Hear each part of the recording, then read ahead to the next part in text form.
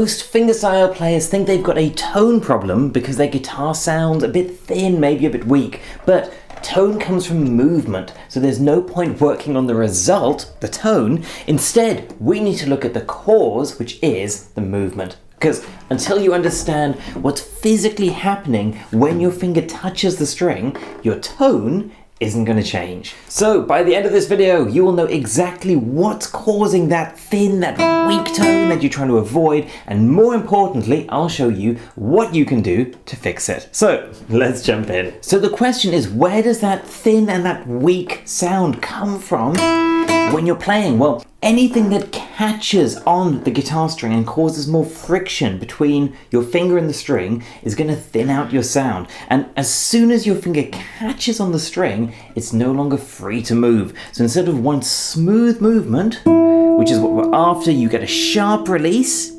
which has a lot less control, and that's often where that thin and weak sound comes from. Now, there are a few things that make your finger get caught on the string, so let's get rid of some of the low-hanging fruit first of all, so that we make sure that it's none of those. We can focus on some of the more important reasons. The first one is going to be the shape of your nails. If on the side of your finger, the thumb side, where the finger's contacting the string, if there's a bit of an angle there that the string can get caught underneath, the string can get caught there, and then as you play through, it doesn't release, and then it suddenly flicks off, giving you a thin sound. This is also going to give you that detached or choppy sound as you're going through the notes, because you're getting that catch and then release, which is going to push the notes a little bit apart. So it's worth checking the shape of your nails first if you're using nails, just to make sure this isn't one of the things getting in the way. But assuming that's not the problem, let's look at the number one biggest cause that'll give you a potentially thin and weak sound when you're doing fingerpicking.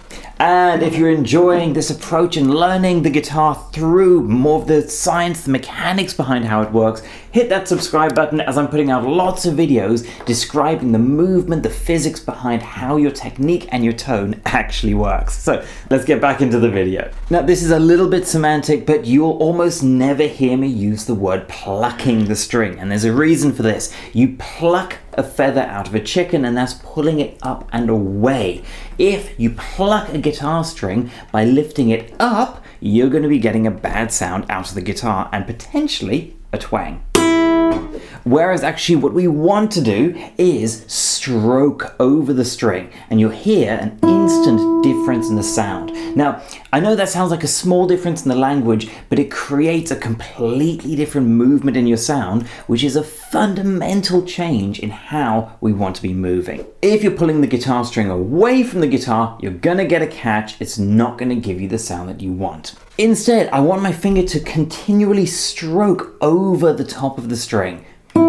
So remember your best tiddlywink technique that made you so cool at school? Well, what you're doing is you're pushing the string down into the guitar, and then as you slide over, the guitar, the string, just like the tiddlywink, jumps back up away from your finger. But crucially, this comes from pushing down on the string to begin with and stroking over the top to get the string vibrating, and with that stroke sweep movement, which is one continual movement with your finger. And this completely changes the fundamental side of the movement in your hand. I'm holding this guitar at this angle on my right leg, so you can see a bit more down my hand. Of course, holding it flat, you're not going to see as much.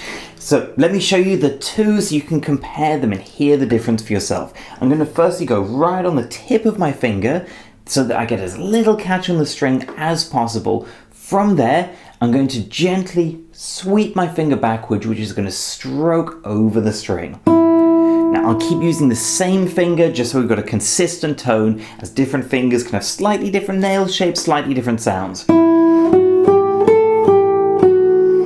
And you can hear it's a really connected sound with a really warm tone. Now hear the difference if I slightly get a catch on the finger which lifts the string up instead. This is what we get. There's that slight catch. And now, if I try and play a few notes, you can hear that catch, that thin sound, and that click while it moves across the finger and just snaps off the end. That is the sound we're trying to avoid. the sound we're after, and with a bit of a catch.